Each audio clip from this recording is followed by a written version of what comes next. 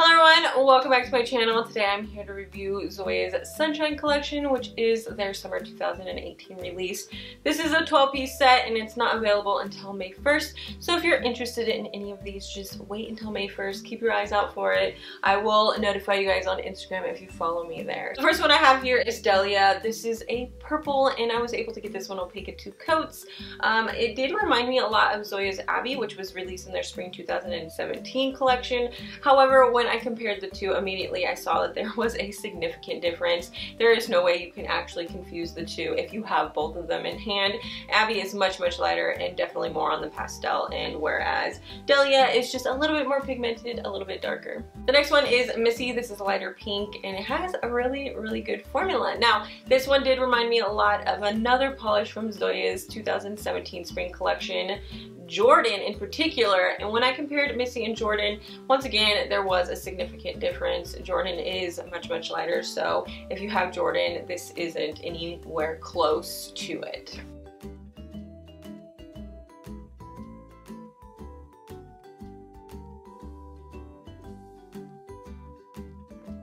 The next one is Sandy. This is like the older, more mature sister to Missy. This one had a very similar formula. I was able to get it opaque in 2 coats, but it is much darker than Missy.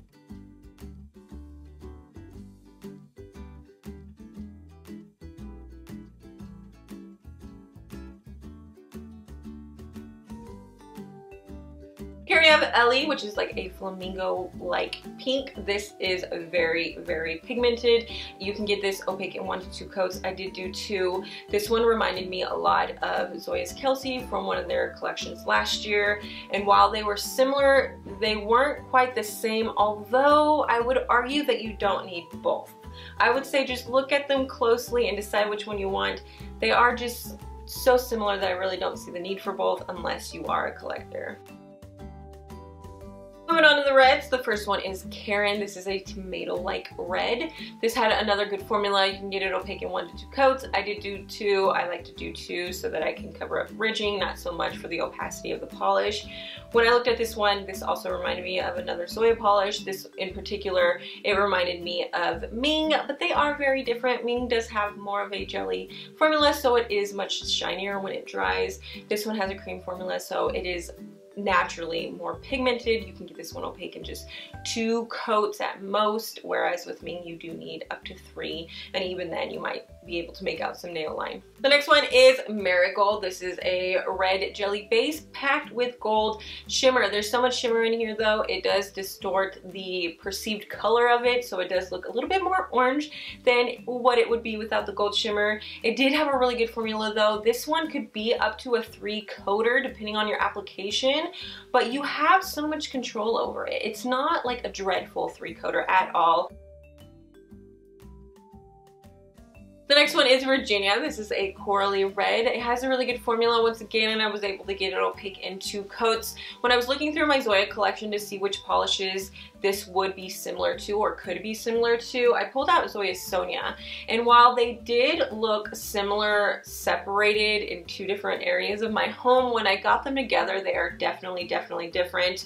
When I put Sonia next to Virginia, Sonia just made Virginia look a lot more orange than it appears on its own. Moving back into the pinks, the first one is Minnie. This looks like a vintage light pink to me. It looks like a bleached neon, if you will. And I was kind of thinking that this could be the polish that doesn't have the good formula, the good Zoya formula, but it does. I was able to get this opaque in 2 coats and it was an easy 2-coater. I was looking at this one, and once again, when I was thinking of a polish to compare it to, I thought that it would be a lot more similar to Wendy than it is. Wendy comes across as very orange compared to Minnie, so for that reason, I don't think that they dupe one another. In fact, they look nothing alike. Zoya did decide to add a micro shimmer polish or a micro sparkle polish to their collection. This one is Clementine. It's a pink base, but it has orange and gold glitter in there. You can see it on the nail. It is very noticeable. This one had a little bit of a thinner formula. I got this opaque in 3 coats, but once again, I think if you do thicker coats, you could get away with 2.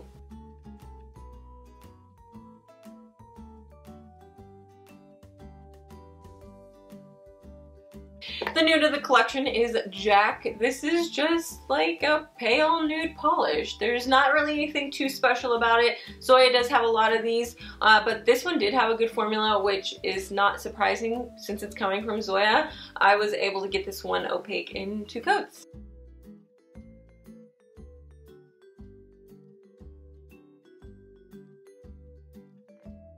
Now we're going to move on to the Unicorn Kisses shade. The first one I have here is Saldana.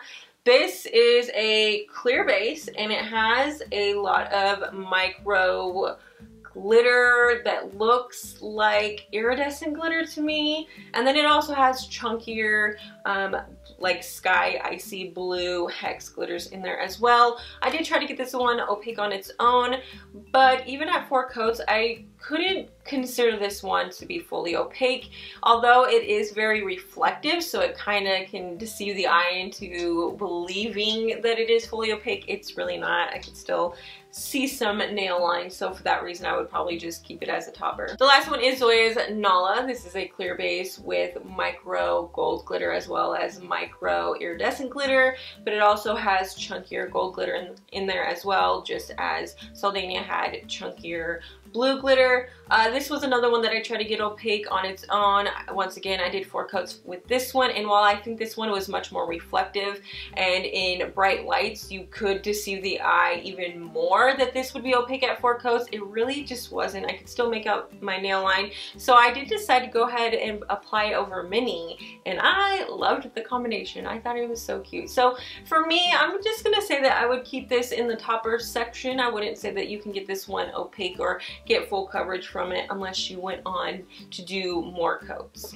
My favorites of the collection would have to be Minnie and Virginia. I think these are so cute. They kind of look like Valentine's colors. They're just adorable. I really liked both of these formulas, but you know, when it comes to Zoya formulas, they're fairly easy across the board. So those are my thoughts. Go ahead and let me know what you guys think. I thought there would be a lot more dupes.